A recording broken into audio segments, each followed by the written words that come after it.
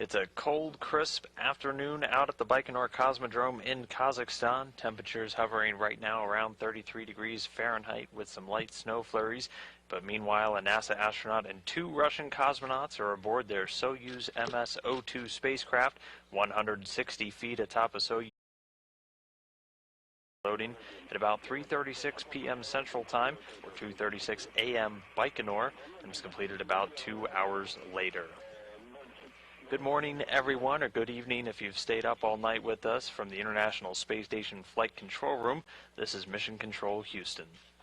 Along with flight control teams around the world supporting the International Space Station program, here in Mission Control, a team watching over the Expedition 49 crew and all the various station systems and preparing to support the increase from 3 to 6 crew members with the addition of NASA astronaut Shane Kimbrough and Russian cosmonauts Sergei Ryzhikov and Andrei Borisenko. The trio's original launch date of September 3rd was postponed back when a faulty electrical cable in the descent module was identified during final spacecraft checkouts. But specialists from Energia repaired the vehicle and, after extensive checkouts, readied the Soyuz for its launch here today. These 3 are about to begin a 2-day flight to the International Space Station, with docking scheduled this Friday, October 21st at 4:59 a.m. Central Time. The Soyuz MS-02 is going to be docking with the Poisk module, also known as MRM-2, which is a port that faces towards the zenith or the space-facing side of the Russian segment of the space station. And this crew is going to join the current station residents on board, Expedition 49 Commander Anatoly Ivanishin and flight engineers Kate Rubins of NASA and Takuya Onishi of the Japan Aerospace Exploration Agency. Those 3 now in their 4th month aboard the station, having arrived back on July 9th. They're scheduled to return home, though, aboard their Soyuz MS-01 vehicle in less than 2 weeks from now on October 30th, Kazakhstan time. But meanwhile, here in Houston this morning, the team in Mission Control is going to be monitoring the launch and getting updates on the flight from their Russian counterparts. Inside the room, leading the team is the flight director, Jeff Radigan, this morning. And at the Capcom position just next to him is Jay Marshke, serving as the communication link with the crew on board the station. During the Soyuz's climb to orbit, though, tracking and telemetry is downlinked to ground stations along the flight path and routed back to the Russian Mission Control Center just outside of Moscow. As of right now, we are just about 46 minutes away from launch of the 3 additional Expedition 49 crew members to the station. This mission is launching under the call sign Favor, the Russian term for Mount Tabor, a holy site in Israel. Favor chosen by the Soyuz commander Sergei Ryzhikov in tribute to the international crew and the peaceful purposes of the flight, and also in the spirit of unification and aspiration towards kindness in all things.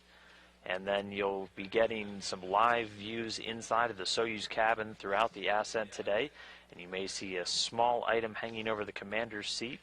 And it's a small model of the future Russian spacecraft Federatia, or Federation, currently under development by Roscosmos to one day replace the venerable Soyuz spacecraft in bringing humans into space.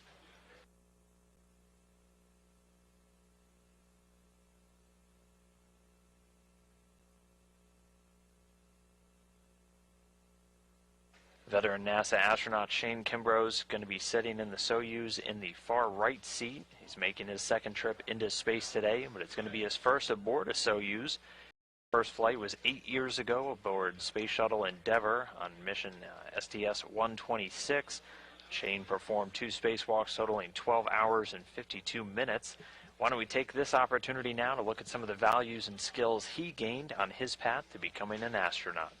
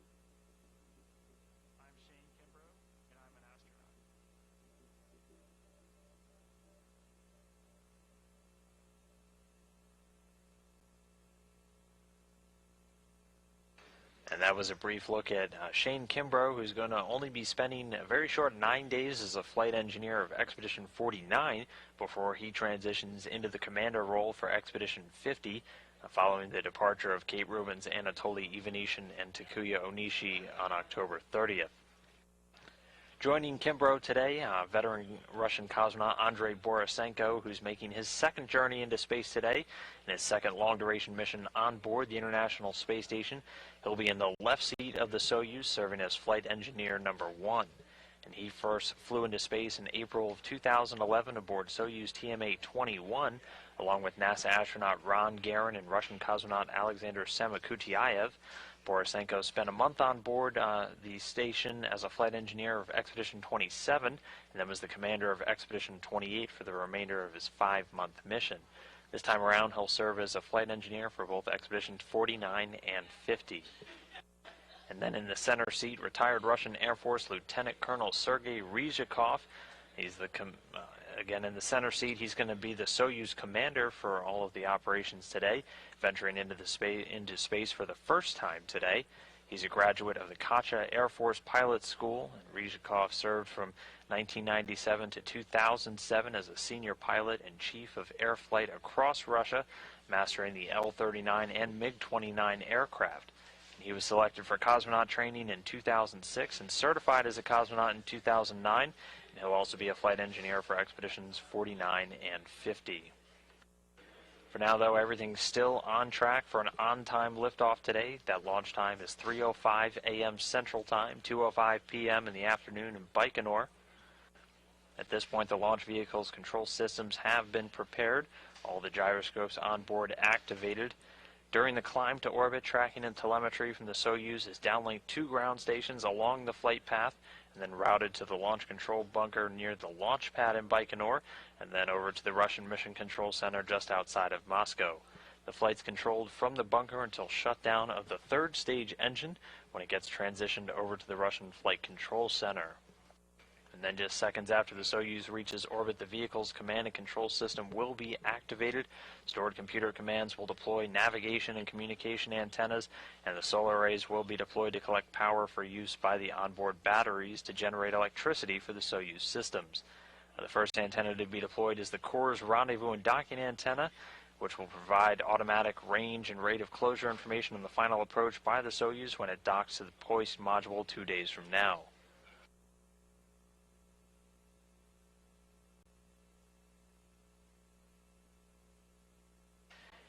And this is some video from just earlier this morning. The crew waking up at about 5:14 p.m. Central Time yesterday evening here in Houston, but 4:14 a.m. local time today in Baikonur, about 9 hours and 50 minutes prior to their launch.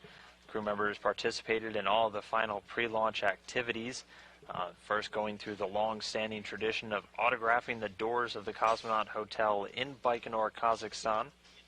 You can see all 3 crew members getting a chance to sign. They stay in the Cosmonaut Hotel in their quarantine in the weeks leading up, and then do the signature one final time. They also get a blessing from a Russian Orthodox priest. The Soyuz rocket itself also getting a blessing, typically the day before, for all 3 crew members.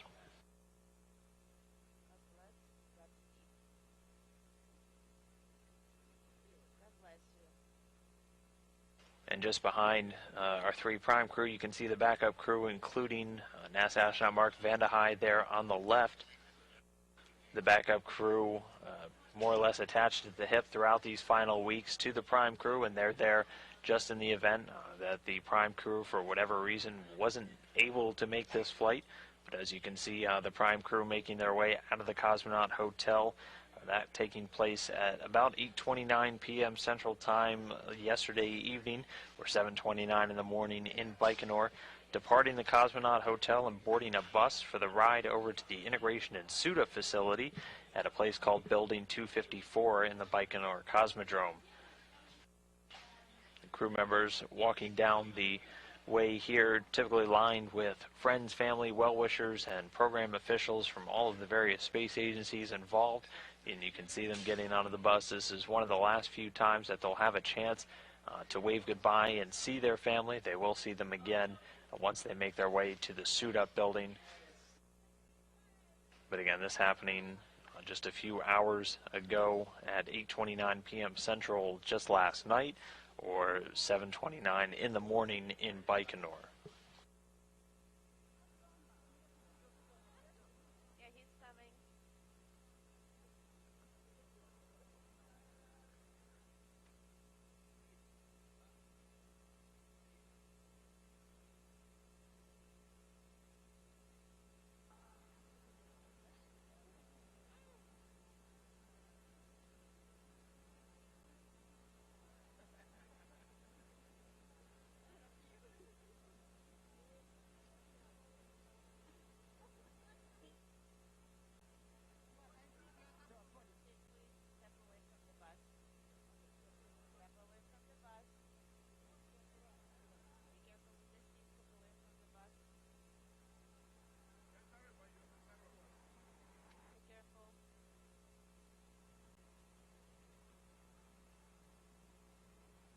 And again, the bus departing the Cosmonaut Hotel early in the morning Baikonur time, just about 7:30. It's about a 30 to 45-minute drive from the Cosmonaut Hotel out to Building 254, which is the integration and suit-up facility, and you can see the crew members arriving here.